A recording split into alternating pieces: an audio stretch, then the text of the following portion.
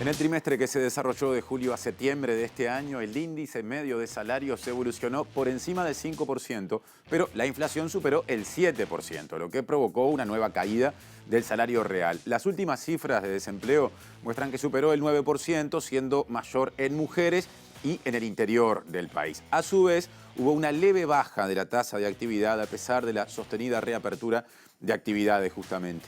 Preguntas, ¿qué medidas se vienen tomando en este sentido? Y de paso, ¿qué proyecciones hace el gobierno para el mundo del trabajo? De esto hablaremos en otro orden con el ministro de Trabajo y Seguridad Social, acá nomás y ahora, Pablo Mieres.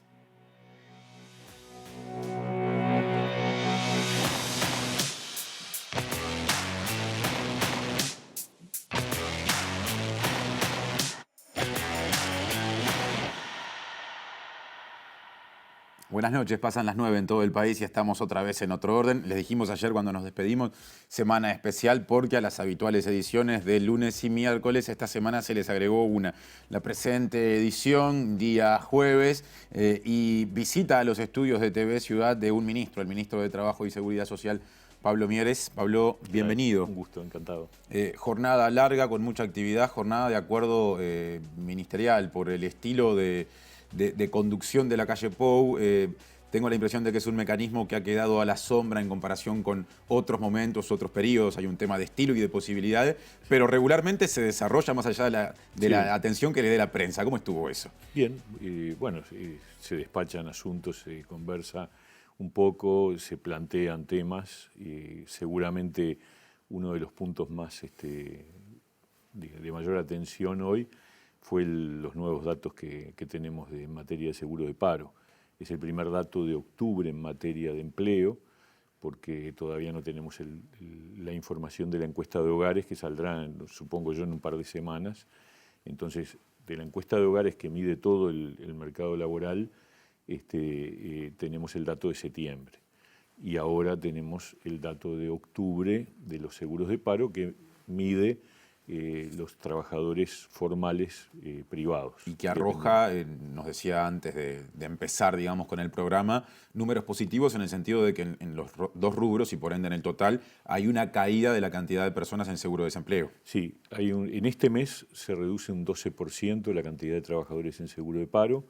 Si tomamos 4 meses estamos hablando de un tercio, es decir, se ha reducido en una tercera parte la cantidad de trabajadores en seguro de paro. A su vez, si tomamos solo el seguro de paro total, que son en realidad los trabajadores que no están trabajando. El seguro de paro normal, digamos. Exacto, el que ocurría antes de la pandemia. Nosotros luego inventamos el seguro de paro parcial, pero el seguro de paro total hoy registra una cifra muy, muy interesante por lo baja. Estamos hablando de 35.000 trabajadores en seguro de paro total. 2.000 menos que en el mes anterior. 2.000 menos que en el mes anterior y comparado con octubre del 2019, o sea, previo a la pandemia y manteniendo el mes de octubre para que no haya efectos estacionales, estamos hablando de más de 10.000 trabajadores menos. Claro. O sea, en octubre del 19 teníamos unos 46.000 trabajadores en seguro de paro.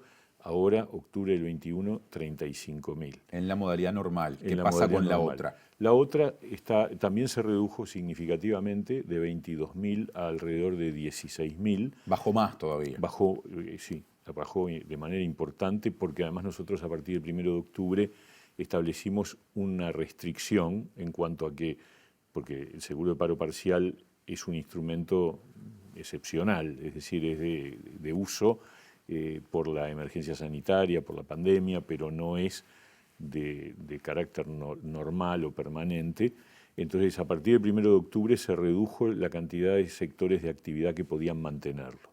Entonces, eso explica una parte del asunto y a su vez cambió también la forma de declararlo. Nosotros teníamos ahí un problema, que es que se declaraba ex post, es decir, a mes vencido, con lo cual no teníamos forma de controlar si efectivamente había ocurrido así o no. O sea, era perforable. A partir del 1 de octubre hay que declararlo ex ante, es decir, el empleador tiene que decir qué trabajadores van a estar en seguro de paro en el mes siguiente, qué días o por cuántas horas.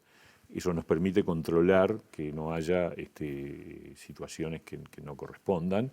Y bueno, las dos cosas juntas supongo yo que empujaron también a que hubiera esta reducción, que son 16.000 trabajadores.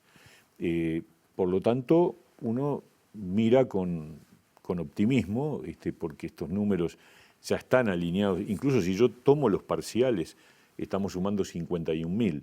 Claro. Y el promedio 2019 mensual, tomo 19 porque es el año prepandemia, digamos, para no tomar referencias del 20, que obviamente son espectaculares, las diferencias a favor. Pero con respecto al año 2019, el promedio fue 47.500 y estamos en total, entre parcial y total, hoy en 51.000. O sea que estamos prácticamente en 5 o 6 mil personas más que en aquel momento. Exactamente. O sea que hay un resultado que además uno espera que mejore aún para los próximos meses, porque se viene la temporada turística, porque eventos, espectáculos, fiestas están en pleno proceso de reactivación, que fueron dos sectores muy afectados y que uno espera que sigan incorporando trabajadores en los próximos meses. Ahora, Mieres, dos preguntas concretas con respecto a este tema, que termina ganándose el comienzo de la entrevista, porque en definitiva son cifras que se conocieron hoy. Sí, claro. De esas 8.000 personas menos que hay en las dos modalidades de seguro de desempleo en total, ¿no? Sí. Según estas cifras, capaz que lo dijo y se nos pasó, pero por las dudas, ¿se sabe cuál es la incidencia de quienes terminaron siendo despedidos o despedidas? Sí, a ver, eso también lo analizamos porque obviamente nos importa mucho saber qué pasó con esos trabajadores. Claro. No todo el mundo vuelve a trabajar, digamos. Exacto. Lo primero que hay que aclarar es que 8.000 es el saldo neto, porque en octubre también ingresaron nuevos trabajadores y se fueron más de 8.000, o sea, salieron del seguro de paro. La proporción es muy buena, por suerte, alentadora. 22% por despido, 78% por reincorporación. Ese es un número incluso que en términos porcentuales mejora con respecto al mes anterior, que era 25-75. Mejora un poquito, pero en términos generales lo que estamos teniendo es una recuperación de gente que estaba en seguro de paro, total o parcial, y que ingresa a su trabajo, vuelve a su trabajo, y bueno, hay un porcentaje que son despidos, que eso tradicionalmente ha sido así. O sea, hay siempre, en tiempos normales también, un porcentaje de gente que lo que hace es cumplir su periodo porque fue enviado al seguro de paro por esa causal, por causal despido. Ya nos contó que hace bien poco se restringieron los rubros de actividad, digamos, que pueden aplicar o que pueden emplear el mecanismo de los seguros de paro parciales o especiales diseñados durante la pandemia, pero siguen habiendo muchos sectores que los tienen todavía como una posibilidad. ¿Qué se piensa a futuro? ¿Cómo se va a manejar la herramienta a futuro? Bueno, todavía no hemos resuelto qué vamos a hacer con el parcial. Ha funcionado muy bien para estos tiempos de pandemia. Esto está reconocido por trabajadores y empleadores. Todos destacan que fue un instrumento muy útil, una especie de, yo creo que fue un refugio para evitar que muchos trabajadores quedaran sin actividad. O sea, mantener el vínculo laboral. El parcial implica que el trabajador trabaja mitad de tiempo, pero sigue trabajando, y eso da una sensación de mayor certeza sobre la continuidad del vínculo laboral. Ha servido para mucho, pero también es cierto que de alguna manera hay un supuesto, que es que el empleador tiene a un trabajador por menos tiempo del que en teoría había contratado. Bueno, eso vale para un tiempo de excepción, pero en realidad, en tiempos normales, lo razonable es que el trabajador trabaje tiempo completo, que reciba por lo tanto el salario completo, y obviamente puede ocurrir que en situaciones excepcionales haya que mandar a algún trabajador al seguro de paro, y bueno, irá como en la normalidad por la mitad del salario y durante un cierto número de meses. Me parece que eso es lo más probable, que tomemos la decisión de que el parcial no quede para adelante, sino que bueno, fue un instrumento de emergencia y para eso sirvió muchísimo, pero ya no me parece que sea un instrumento permanente, ¿no? ¿Y cuándo se podría tomar esa decisión? Eso tenemos que tomarlo en marzo, porque la prórroga, además esto es por ley, la ley que se votó en el Parlamento hace un mes y medio, prorrogó los instrumentos especiales y una situación excepcional hasta el 31 de marzo. El 31 de marzo el seguro de paro parcial hay que tomar una definición. O va una ley para crearlo por ley, que yo en principio por lo que te decían no lo veo, o definitivamente ahí se termina, ¿no? La cifra de desempleo, usted la mencionó, está un poco rezagada porque en próximos días seguramente, sí. claro, se conozca la de octubre, es de 9,4%, son 167.000 personas. Exacto. Que figuran como desempleadas. Hay algunas personas, analistas, que dicen, en realidad también habría que considerar, para tener un panorama más completo de la gente con problemas de empleo en un sentido más amplio, que hay cerca de un 10% de personas subempleadas, se estima, o sea, gente que está trabajando menos de lo que quisiera y que incluso hay un sector de la población desalentada, que quisiera trabajar pero que dejó de buscar quizá después de buscar sin suerte.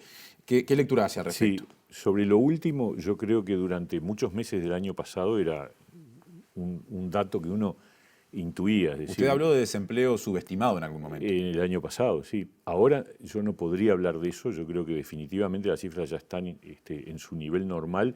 ¿Por qué? Porque la población económicamente activa volvió al nivel prepandemia. O sea, la cantidad de personas que están en el mercado de trabajo, ocupadas o desocupadas o subocupadas, es similar a la que teníamos antes de la pandemia. Entonces, cuando el año pasado decíamos, bueno, ¿por qué? Porque los analistas dijeron, cuando estalló la pandemia, pronosticaban y nosotros pensábamos también que las cifras de desempleo se podían ir al 14%, al 15%. Nunca ocurrió. El tope máximo de desempleo estuvo en 11,2 el año pasado. Entonces uno decía, bueno, algún punto debe estar oculto en gente que se fue del mercado de trabajo. Pero ya esa explicación ya no tiene sentido porque tenemos ya un nivel de población económicamente activa equivalente al anterior a la pandemia. Entonces, la cifra del 9,4 es una cifra correcta, es así. ¿Que hay gente subocupada? Sí, de hecho, los que están en seguro de paro parcial son subocupados, por definición. Entonces, seguramente también hay alguno que está trabajando menos horas de las que querría, pues está trabajando tiempo parcial, y bueno, son cosas que habrá que seguir monitoreando, pero lo importante es que ese 9,4 es una cifra que está apenas medio punto por encima del promedio del desempleo del 2019, que fue 8,9. Incluso está un punto por debajo de la cifra de desempleo de febrero del 20, o sea, el mes antes de la pandemia. El último mes fue 10,5. Entonces, ese 10,5 contra el 9,4 implica una mejora de un punto, y el 9,4 con respecto al promedio del 2019 implica que todavía estamos medio punto arriba de lo que era en el año prepandemia, ¿no? ¿Dónde están los sectores de actividad en los que el gobierno deposita mayores expectativas pensando en mantener el ritmo de recuperación de empleo a futuro? Bueno, hay algunos que, porque fueron muy afectados y ahora ya están reactivando, uno espera que tengan reclutamiento laboral importante, que es el turismo, que además se viene una temporada turística, las fiestas, los eventos, los espectáculos, o sea, todo el mundo de la cultura, que fue también muy golpeado. Y después hay otros que uno supone o ve que están creciendo. El caso de la construcción. El dato de ayer de trabajadores registrados en la construcción indica que sigue creciendo. Cada mes, desde hace como un año y pico, cada mes hay un registro mayor de trabajadores de la construcción. ¿Cuánta gente está hoy trabajando en la construcción? No me acuerdo ahora, pero te voy a decir un disparate, 40 y pico de mil, por ahí. Entre 45 y 50 debe andar. Es un número importante. Por supuesto que está traccionado por UPM, que tiene 6.000 trabajadores en este momento trabajando allí. Desde el Zunca dicen UPM, Ferrocarril Central e incluso en menor medida el viaducto portuario de acceso a Montevideo. Ahí ya mucho menos porque está muy avanzado. Pero también hay construcción de vivienda, vivienda promovida, que ha tenido incentivos importantes desde el punto de vista tributario, y pensamos que va a traccionar bastante el año que viene la obra pública. Bueno, ahí me quiero detener también porque en el Zunca dicen, en este momento hay buenos niveles de empleo, se dice que la construcción fue uno de los sectores ganadores no, pero que aún en pandemia siguió creciendo. Que anduvo muy bien. Exacto. Nunca me voy a olvidar de todo el proceso que hubo después de la licencia de la construcción, cuando recién había... En abril prácticamente 2020. Sí, que fue la vuelta al trabajo de la construcción. La construcción fue una señal clara, claro, por el tipo de trabajo que implica la construcción, era un trabajo que estaba menos afectado por la pandemia, era al aire libre, con distancia. La verdad que traccionó muy bien. Sí. Ahora, el presidente del Zunca, Daniel Diverio, ha dicho las obras de mayor porte que están en curso, algunas mencionadas acá, aseguran estos niveles de actividad hasta 2022, 2023.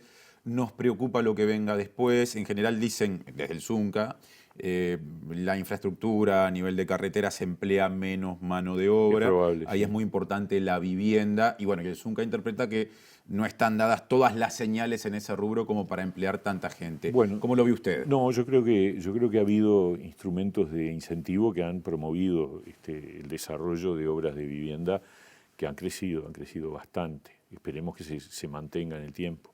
Pero allí hay, cuando uno habla con la Asociación de Promotores Privados de la Construcción, que son los que llevan adelante esas obras de vivienda, hay un sentimiento de que la cosa va a más, hay muchos proyectos. Por lo tanto, es verdad lo que dice Diverio con respecto a que el tipo de trabajo de construcción en una vivienda, en un edificio, es más intensivo en mano de obra que construcción de carreteras, ¿no es cierto? Pero también va a haber de eso, va a haber carreteras, va a haber puentes, está habiendo y además seguirá habiendo. O sea que yo soy optimista, creo que la construcción va a seguir traccionando. Probablemente ya no crezca cuando empiece a bajar la cantidad de personas contratadas en UPM, pero se va a ir compensando con el aumento de la actividad de este otro tipo que recién mencionábamos. El otro sector ganador en pandemia, o que por lo menos algo más recientemente tuvo buenos desempeños, es el agro. Sí. En el acumulado enero-septiembre de 2021, las exportaciones, el sector agroexportador en este caso, registró un incremento de 30,9% con respecto al igual periodo del año 2020. Esto se concentra en carne vacuna fundamentalmente, es el producto exportado de mayor incidencia, que explica casi la mitad del fenómeno, aún sabiendo que es un sector mucho menos intensivo en términos de mano de obra. ¿Cuánto mueve la aguja si la mueve en términos de empleo? A ver, el agro mueve menos la aguja en materia de empleo porque es por lo menos la producción primaria. Luego está toda la cadena productiva, ¿no? Ahí sí, ahí se incorporan, porque uno dice, bueno, la ganadería no mueve, pero el frigorífico sí. En el frigorífico hay un montón de trabajadores y de buena calidad y buen nivel de remuneración. Entonces, es cierto que, digamos, un crecimiento centrado en el sector primario por sí mismo no genera demasiados puestos de trabajo, pero si le incorporamos, bueno, y en algunos también, porque estoy pensando en el citrícola, que lo tengo en mente porque se votó esta semana el seguro de paro especial para los trabajadores citrícolas. Estamos hablando de 4.000 trabajadores, 5.000 trabajadores solo en el sector citrícola. En el sector lácteo también hay muchos trabajadores y en la industria láctea muchos más. Y lo mismo en el sector de la carne. O sea que cuando uno mira el sector agropecuario, si lo mira solo en la primera fase, de repente tiene poco movimiento de mano de obra, pero si lo mirás en su conjunto como agroindustria, ahí empieza a tener un impacto enorme. ¿Y ese crecimiento en las exportaciones lo refleja en puestos de trabajo? ¿Lo ha podido medir el Ministerio? Ha habido crecimiento, incluso en el caso del sector frigorífico, alguna planta que estuvo cerrada durante bastante tiempo se reactivó este año. Estamos en un buen momento en el precio de la carne, y no solo el precio, sino la demanda, ¿no? Bueno, están vinculadas ambas cosas. Yo veo que en general hay un proceso, dicen que los precios de las commodities, o sea, de los productos nuestros, tienden a seguir creciendo de aquí a un par de años. Vamos a ver, esas cosas no dependen del Uruguay, dependen del mercado internacional, pero obviamente impactan en Uruguay, ¿no? Hemos hablado de empleo fundamentalmente, tenemos pendiente, entre otros temas, el salario. Le proponemos una tanda y lo retomamos con eso. Perfectamente. Ya venimos con el segundo bloque del programa y la entrevista con el ministro de Trabajo y Seguridad Social, Pablo Mieres. No se vayan.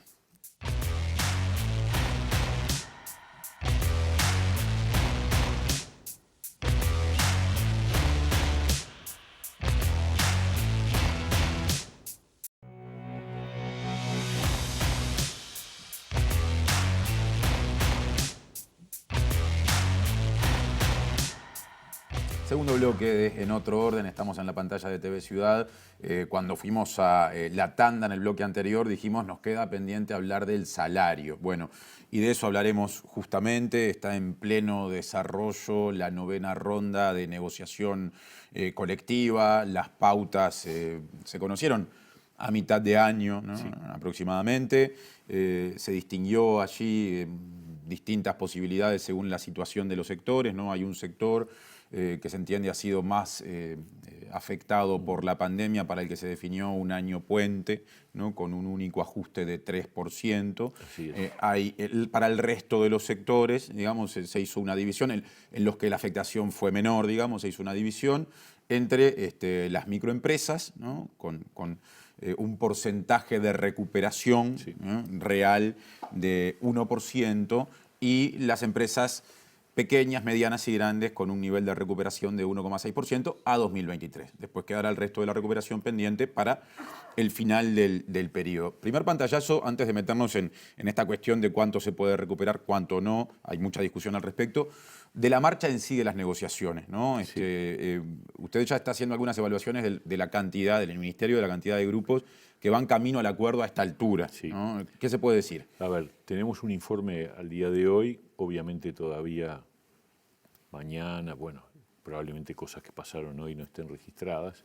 El lunes tenemos una reunión del Consejo Superior Tripartito, porque es el 15 de noviembre, que era la fecha que nos habíamos planteado las tres partes para dar un empujón importante y tratar de ir cerrando lo más posible. O sea que de aquí al 15 capaz que tenemos novedades todavía más de las que tenemos hoy. Hoy tenemos un 40% de mesas que ya cerraron sus acuerdos de distintas modalidades, algunos por consenso, otros por acuerdo bipartito, otros por votación, es muy variado, 40%, y otro 20% que no cerraron por cuestiones de redacción, de terminar de hacer, porque no se reunieron todavía, pero que están acordadas ya prácticamente. O sea que un 60% de las mesas, digamos que estamos ya en la salida de la negociación. ¿Y qué pasa con ese 40% restante? ¿Qué situaciones se dan ahí? Debe ser muy variado. Claro. Yo no tengo el detalle, pero debe haber cosas que están muy avanzadas, otras que están bastante más trancadas. Siempre pasa. ¿Y qué rubro de actividad está involucrado en ese núcleo duro, o por lo menos con mucho más trabajo por delante de negociación? Hay algunos sectores del transporte. Está el tema frigorífico muy avanzado, pero no ha cerrado todavía. Y debe haber otros. La FOICA, la Federación de la Carne, se había ido de la negociación colectiva la semana pasada. Sí. Ahora me dijo lo de los frigoríficos. ¿Qué pasó en las últimas horas? Hubo nuevas reuniones. Tengo entendido que todavía no hay humo blanco. Todavía sigue negociaciones. Probablemente continúen el lunes o el martes. Hay situaciones muy, muy variadas, pero en términos generales yo te diría que es lo típico de cualquier ronda salarial normal. La del año pasado no cuenta porque fue un periodo puente, es decir, fue un acuerdo tripartito a nivel del Consejo Superior, no se abrieron las mesas, las bandejas, los subsectores, entonces fue muy especial y yo creo que funcionó muy bien para la situación que vivíamos en ese momento. Pero esta es una ronda normal, es decir, se abrieron todos los grupos, hablamos de 180 mesas, 190 mesas funcionando por 2 años y además con todas las reglas de juego tradicionales de la negociación colectiva en nuestro país.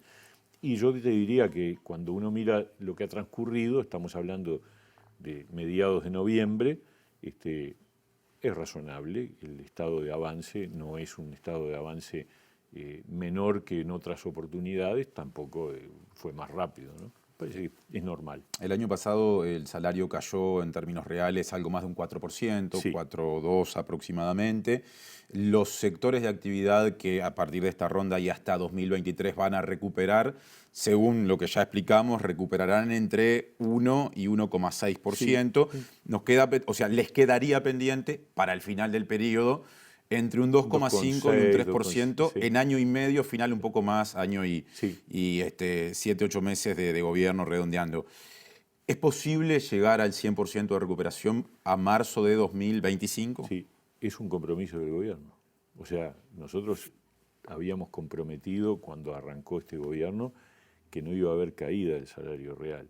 Vino la pandemia, golpeó a todo el mundo, literalmente al planeta entero, por lo tanto hubo un impacto sobre el salario que tenemos el compromiso de recuperarlo. Y en esta ronda el gobierno manifestó ese compromiso en una recuperación parcial y seguramente en la siguiente ronda, que empezará en julio del 23, tendremos que definir el resto para llegar a cumplir con el compromiso. Es la pauta. Obviamente después las partes pueden acordar otras cosas. Por ejemplo, en esta pauta que nosotros establecimos había, como tú decías, diferencias entre microempresas y empresas de otro tamaño. Eso prácticamente en ninguna de las mesas de negociación se estableció como un criterio distintivo. O sea que en la mayoría se está aplicando el 1,6 de recuperación. 1,6, sí, el criterio, y en algunas se ha acordado la recuperación total en estos 2 años. Eso también hay que decirlo, en algunas. ¿En cuáles, por ejemplo? En este proceso de negociación en el frigorífico está arriba de la mesa esa situación. La educación privada también. Por decir 2 que me acuerdo ahora así de memoria. Puede haber, hay otras. No me acuerdo ahora cuáles son, pero hay. Entonces, tenemos diferentes situaciones. Muchas también acuerdan por la pauta, ¿no es cierto? Acuerdan de acuerdo a la pauta del Poder Ejecutivo. Y por lo tanto eso implica un proceso gradual de recuperación. Esa recuperación se concreta en periodos de 6 meses, allí hay aparte también, o en paralelo también se va ajustando, hay un correctivo por inflación. El correctivo está previsto en la pauta al final de los 2 años. Bien. Pero también hay algunos sectores que han acordado correctivos parciales, es decir, no esperar a los 2 años, sino corregir al año o corregir por semestre. Eso va variando. Me quiero detener en eso. Se hablaba en su momento, cuando se conoció esta fórmula de ajuste, de el concepto que introdujo el gobierno cuando se presentó la pauta de inflación proyectada. Sí. Y desde el movimiento sindical se dijo, atención que allí está subestimada la inflación. De hecho, las últimas cifras de inflación dan cuenta de un crecimiento del índice de precios al consumo superior al proyectado, ¿no? En octubre 1,04%, acumulado del año 7,79 y de los últimos 12 meses, año móvil 7,89.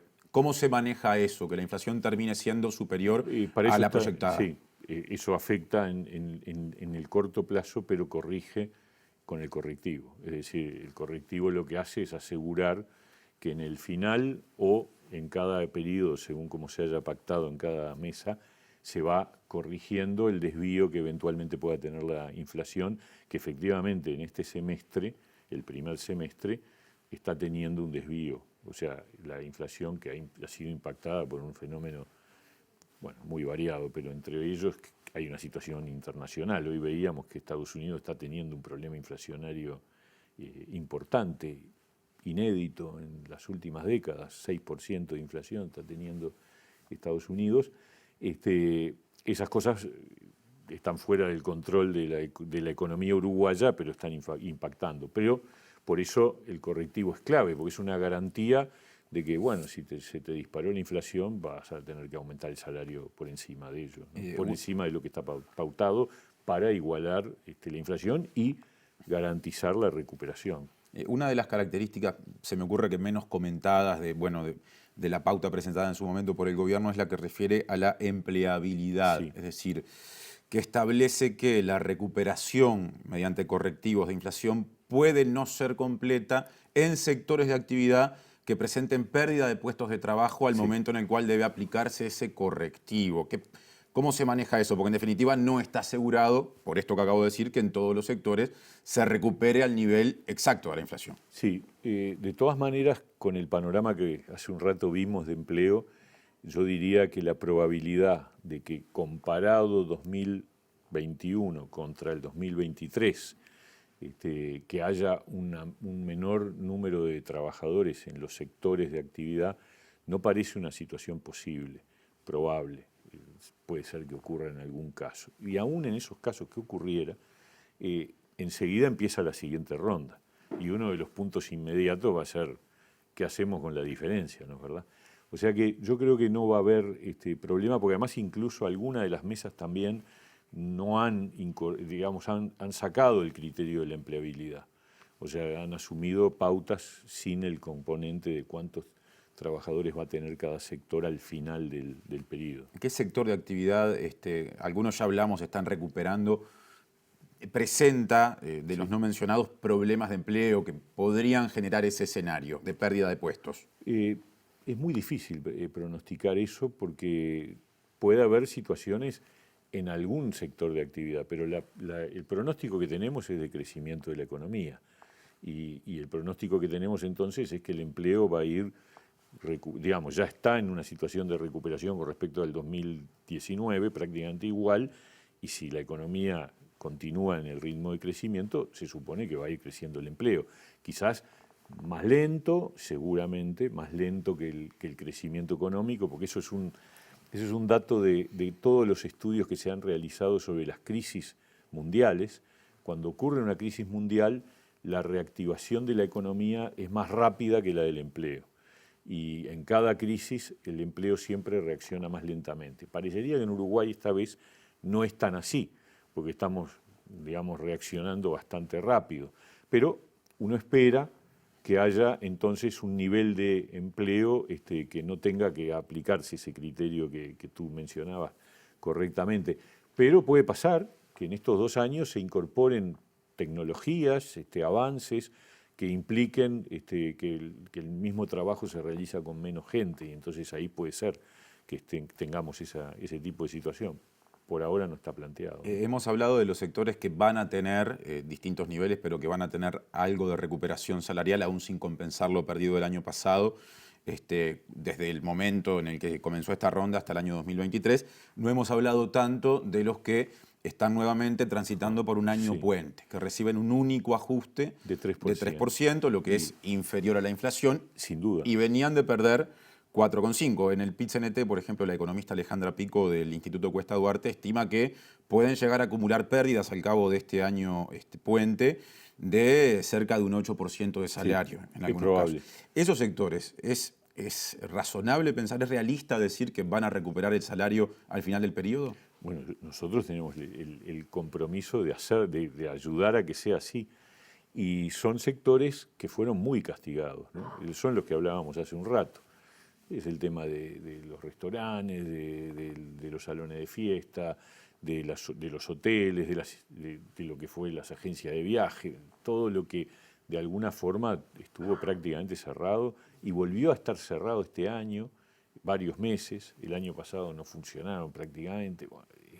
Entonces, pretender que pudiéramos meterlos a todos en el mismo barco, con el mismo criterio, con el mismo ritmo, era muy difícil. Entonces, el criterio fue, vamos a un nuevo periodo puente.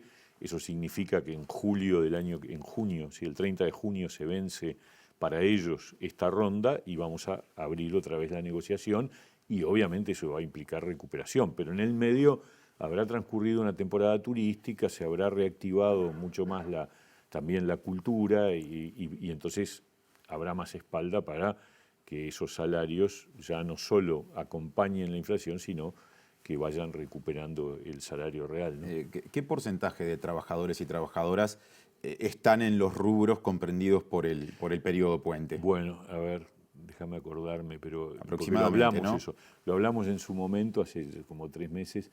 Es un porcentaje del orden que no supera, creo que es menos del 20%. Ajá. Estoy memorizando, capaz que le erro, pero no, menos. Era el orden entre el 10%, 15%, una cosa así. Una de cada 9 personas empleadas Por ahí. tiene Está esa en el situación. otro, sí. O sea, una de cada 9, 10 personas está en la situación más complicada, ¿no?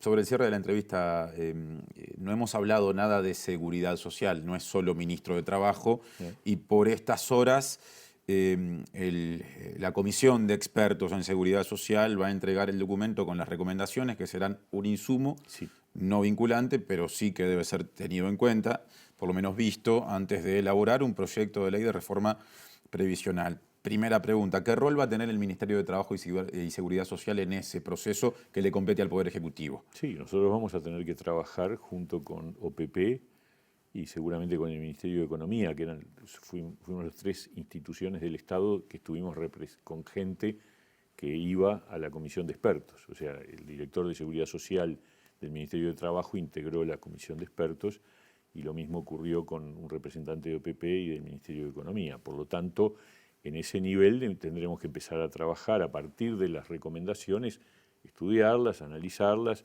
y transformarlas en los próximos meses en un proyecto de ley. Si bien formalmente, por lo menos a nivel público, no se ha presentado el proyecto cerrado, hay algunas características que han trascendido en las últimas semanas.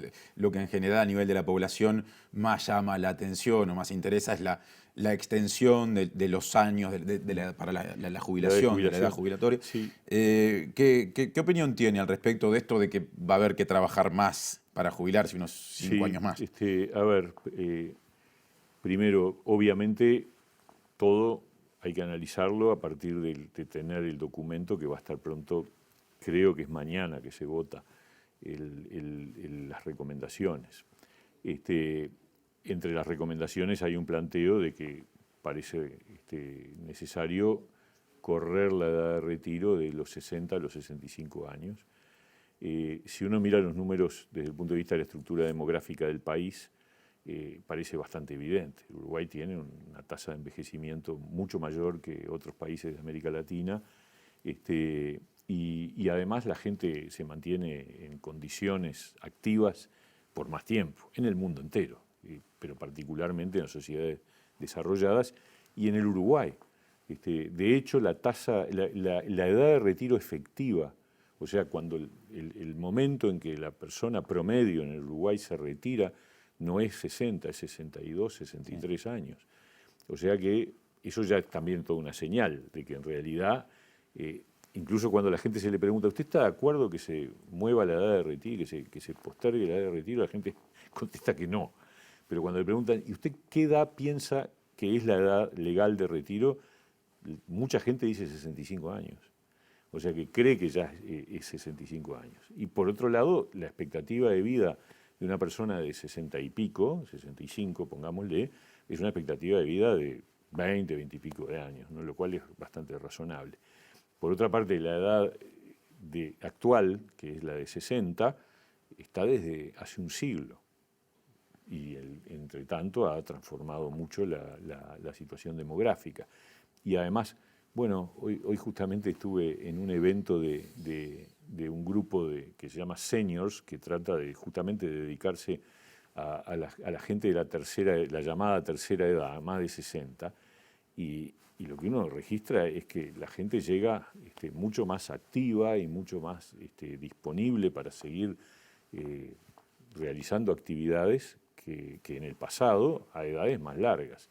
Entonces esas cosas se van ajustando. Pero ya tenemos que cerrar, Mieres. Tendremos que discutirlo, ¿no? Una de las características del sistema previsional uruguayo es la existencia de distintos subsistemas, el régimen general del BPS, las cajas paraestatales. Sí. Bueno, podríamos seguir hablando, pero para ir al grano, el Servicio de Retiros y Pensiones de las Fuerzas Armadas, conocido como caja militar, tiene promedios de retiro unos 15 años inferiores al del resto de los subsistemas, ¿no? La gente se retira con 62, 63 de promedio y en la caja militar con menos de 50. Este documento, con recomendaciones, sugiere elevar la edad, pero hay quienes dicen que se queda corto porque lo sugiere por un periodo que no llega a ser igual al que se sugiere para el resto de la población. ¿Qué opinión tiene al respecto? Yo te diría, mira, yo creo que la reforma de la seguridad social implica la reforma de todos sus subsistemas. El BPS es el que uno tiene en la cabeza porque representa probablemente el 90%, el 80 y pico por ciento de la gente. Pero tenemos 5 subsistemas adicionales, que son las 3 cajas paraestatales y los 2 servicios de retiros, el policial y el militar, y las cajas profesional, notarial y bancaria. Cada uno tiene un régimen distinto. La idea que surge de las recomendaciones, por lo que yo he leído, es la idea de la convergencia. Es decir, que hay primero, que la reforma implica a todos, o sea, no es solo para el BPS, y de hecho las recomendaciones abarcan a todas las cajas, y que la idea es que vayan convergiendo hacia criterios y regímenes y parámetros comunes en relación al del BPS. Ahora, El tema es que todo eso lleva un proceso y el proceso da pasos que no pueden ser de un día para el otro un sistema equivalente, porque además es cierto que hay características de actividades que tienen que tener su especificidad. Por ejemplo, nosotros tenemos dentro del régimen del BPS actividades bonificadas. Hay actividades que cada año de trabajo no vale uno, vale 1, Ahora, volviendo y para cerrar, ¿no? Porque estamos pasadísimos a la cuestión militar, lo que usted plantea o se puede entender es, en este momento se da un paso, pero podría ser necesario a futuro seguir extendiendo la edad de retiro a nivel militar, más allá de esta recomendación. Sí, claro. Yo creo que este es un proceso de convergencia. Y obviamente está por delante toda la discusión, primero la conversión de las recomendaciones en proyecto de ley. Claro. Y luego el debate parlamentario.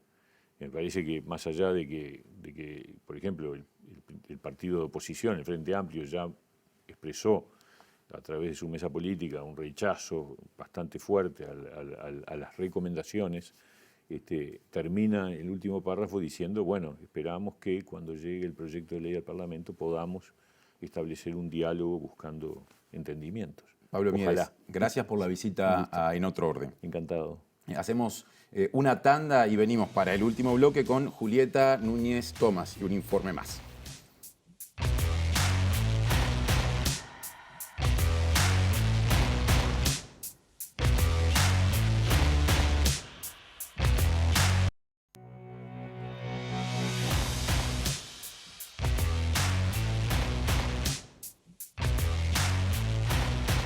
Último bloque, fue una semana muy movida. Términos de reclamos vinculados a distintas líneas de política pública que dependen del Ministerio de Desarrollo Social, sistemas de cuidados por un lado, en general un amplio espectro de programas del MIDES por otro, y justamente de eso habla a continuación en su informe de hoy Julieta Núñez Tomás, ¿no? Que se refiere a algo que se ha presentado en parte como alertas vinculadas a las políticas sociales dependientes del MIDES. Julieta, ¿cómo andás? Todo bien. Fue una semana de movilizaciones, se pudo ver inclusive en las afueras del Ministerio en más de una ocasión y también en otros lugares, conferencias de prensa. Vamos a empezar a enumerar todo lo que se reclamó, a ver por dónde se empieza. Bueno, creo que se empieza por diciendo que salieron muy fuertes, salieron a la esfera pública sindicatos, 2 sindicatos que trabajan de trabajadores que están relacionados al Ministerio de Desarrollo Social y también la Red Pro Cuidados, salieron muy fuerte a la esfera pública a hacer esta alerta social por la finalización en algunos casos y el ralentecimiento de políticas en otros, que en concreto lo que denuncian es que hay población que está quedando desatendida, población vulnerada que está quedando desatendida. Pero para entender un poco más de qué programas hablamos, de qué alertas hablamos, preparamos un informe para que ir entrando en tema. Muy bien, vamos nomás entrando en tema. Redes de integrantes de la sociedad civil y sindicatos de trabajadores han denunciado en la última semana la interrupción y el ralentecimiento de políticas enfocadas en diversas poblaciones vulneradas. La Red Pro Cuidados emitió un comunicado y realizó una conferencia advirtiendo acerca de un retroceso en el Sistema Nacional Integrado de Cuidados desde que asumió en marzo de 2020 el gobierno de coalición. En el comunicado señalan que la pandemia evidenció la importancia del cuidado de la vida de las personas en los hogares y en las relaciones cotidianas. Además, denunciaron que, mientras en el mundo los estados fortalecieron sus políticas sociales, Uruguay optó por el debilitamiento de su principal política pública en la materia. La Red Pro Cuidados menciona como alguno de los asuntos de principal preocupación el tardío e incompleto Plan Nacional de Cuidados 2021-2025, la indefinición y opacidad sobre los montos presupuestales asignados, el debilitamiento de los servicios y la atención a las personas, y la discontinuación de la formación de asistentes personales. Por otra parte, la Unión de Trabajadores del Ministerio de Desarrollo Social y el Sindicato Único de Trabajadores de Instituciones Gremiales y Afines, SUTIGA, convocaron a un paro parcial nacional que se desarrolló ayer. El paro fue llevado a cabo bajo la consigna "No dejemos morir a las políticas sociales".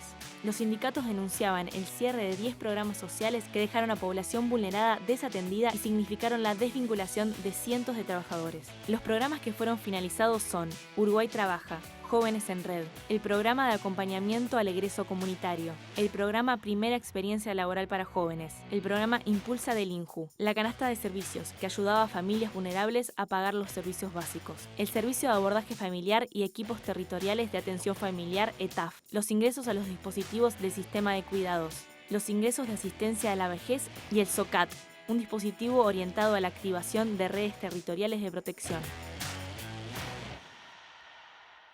De todo lo enumerado, vamos a empezar por lo mencionado al comienzo, ¿no? Los cuestionamientos o las preocupaciones que hay acerca de la situación del Sistema Nacional Integrado de Cuidados. Esa conferencia de prensa, ese comunicado de la Red ProCuidados generó apoyo de distintas organizaciones. Sí, el comunicado está firmado por varias asociaciones, por ejemplo, la Alianza de Organizaciones por los Derechos de las Personas con Discapacidad, la Asociación de Organizaciones No Gubernamentales orientadas al desarrollo, también organizaciones relacionadas al mundo del estudio como CIEDUR y Flaxo Uruguay, y después el PIT-CNT y varios sindicatos relacionados al sistema de cuidados. Nosotros hablamos con Clara Fassler, que es representante, que es integrante de la Red ProCuidados, fue impulsora del Sistema Nacional Integrado de Cuidados y es médica, y ella lo que nos decía es que entienden desde ProCuidados que estamos en un momento de política económica restrictiva, pero que igualmente hay que elegir a quién vamos a priorizar y para dónde vamos a destinar los recursos que tenemos, porque hay poblaciones que es necesario atender. ¿Y qué necesidades en particular destacó Fassler? Bueno, empezó hablando sobre los CAIF, sobre la primera infancia, ¿no? Algo que cuando hablamos del Sistema Nacional de Cuidados siempre está presente. Ella lo que nos decía es que es necesario dotar de recursos técnicos, en este sentido, a los CAIF nuevos que se inauguraron y los que se van a inaugurar, porque ya sabemos que la población de 1 a 3 años, los niños y niñas de 1 a 3 años, están atravesando un momento vital de sus vidas y todo lo que transcurra en su etapa de crecimiento tiene que estar pensado especialmente para su desarrollo. También nos habló del otro extremo de la población, digamos, que son las personas de mayor edad, de tercera edad, y la necesidad nos resaltaba de generar centros de día en los que puedan atender sus necesidades médicas, de salud, pero también de salud emocional, de salud social, que puedan restablecer vínculos y que puedan crecer en ese sentido.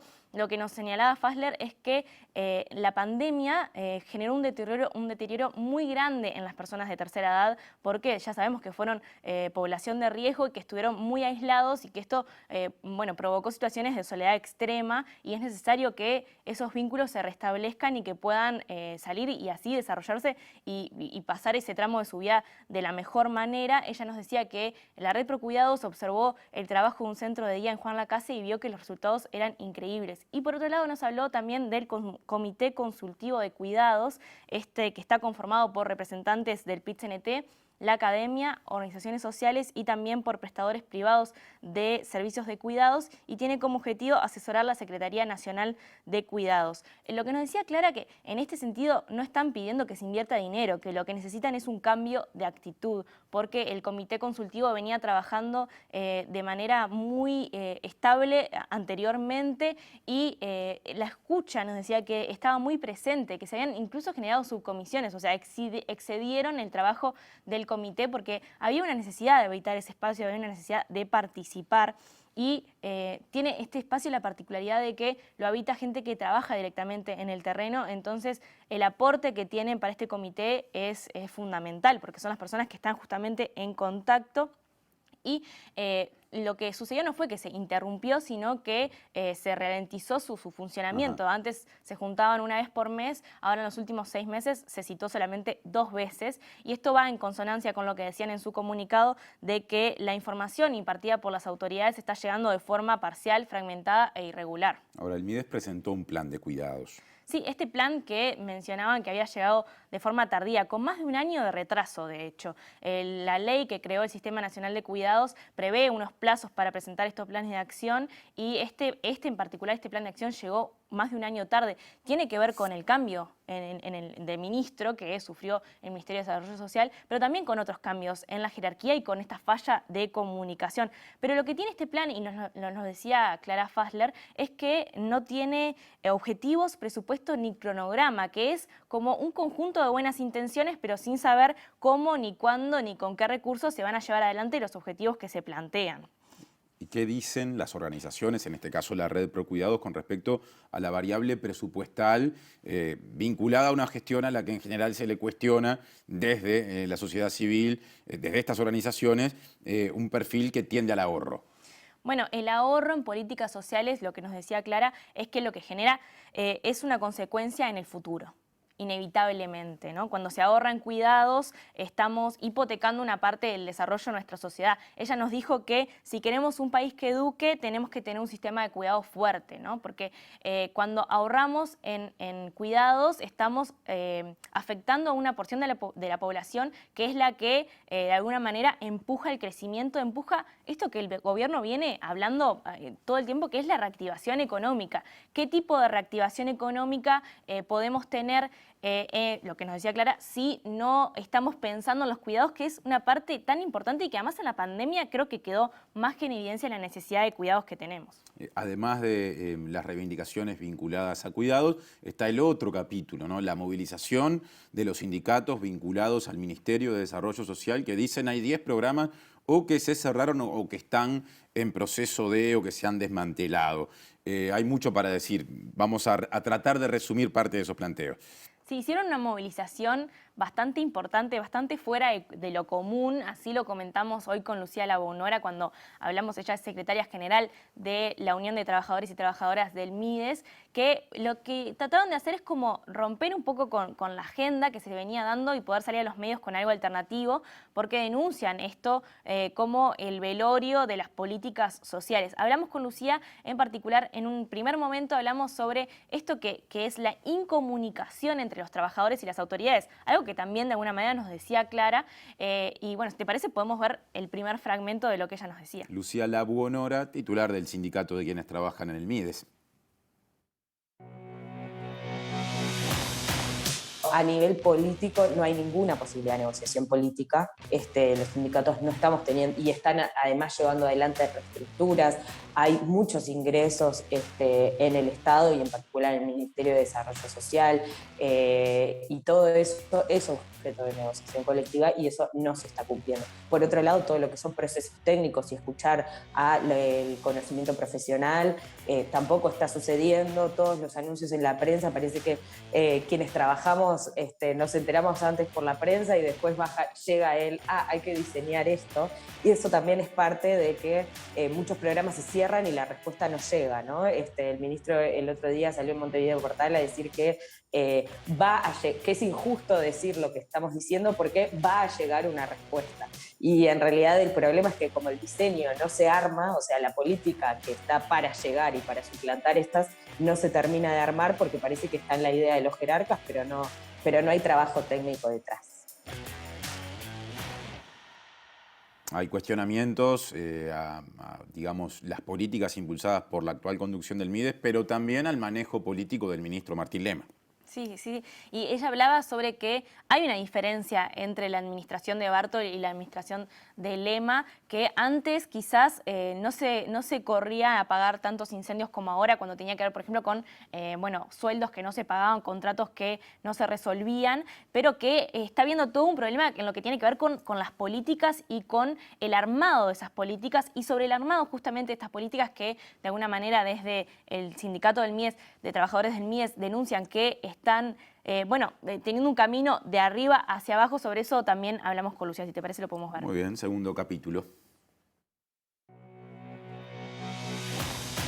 Hay una visión en este gobierno en particular muy, que se le llama en ciencia política, muy top-down, ¿no? Como que son políticas armadas de arriba hacia abajo sin tener en cuenta ni a los equipos técnicos, ni que hablar a los sindicatos, que eso, aunque intuitivamente pueda pasar algunas cosas, la sociedad civil organizada también está siendo muy dejada de lado en la construcción de la demanda y de las necesidades públicas que hay. Eso, por un lado, creemos que es realmente un error, porque después fallan, ¿no? Ya hemos visto como varias de las políticas sociales en este último año y medio no están dando abasto, no son suficientes. Creemos que un número como muy elocuente y que circula mucho es el aumento sustancial de las personas por debajo de la línea de pobreza. Y eso tiene que ver con que, bueno, que si vos no armás a medida una respuesta, la respuesta difícilmente funcione, ¿no? Y eso tiene que ver con incorporar conocimiento técnico, tiene que ver con incorporar las necesidades de quien desarrolla la política y el programa, y tiene que ver con incorporar las necesidades de las personas que la reciben. Y acá no parece haber nada de eso, sino todo lo contrario. Políticas sociales armadas arriba y que bajan, digamos, ¿no? De arriba hacia abajo, es un cuestionamiento compartido por La Buonora y por Fassler, ¿no? Que antes habló desde la red Procuidados. Sí, sí, las dos nos decían lo mismo, comparten esta creencia, esta convicción más bien, de que las personas que pueden evaluar si una política sirve, si no sirve, qué es lo que necesitan, y una vez que una política ya está en el terreno, bueno, cómo se puede mejorar, son los receptores y las receptoras de esa política, y también las personas que trabajan día a día con esas personas, ¿no? Entonces, de alguna manera lo que están reclamando no es únicamente que, bueno, las cosas vuelvan a marchar o que estos programas no se terminen, sino que haya participación y diálogo a la hora de diseñar las políticas, a la hora de llevarlas adelante y a la hora de interactuar con las personas que van a ser finalmente los receptores y las receptoras de estas políticas. Creo que ese es como el mensaje que querían dejar y que querían hacer llegar. Gracias, Julieta. Y bueno, la semana que viene, el lunes, te tendremos otra vez con otro informe. Ahora sí, el lunes. Estamos cerrando el programa de hoy en esta semana especial que nos tuvo en contacto 3 veces. La semana que viene volvemos al orden habitual de En Otro Orden, aunque suene a contrasentido. Lunes, 21 horas, nos reencontramos en la pantalla de TV Ciudad. Que pasen bien.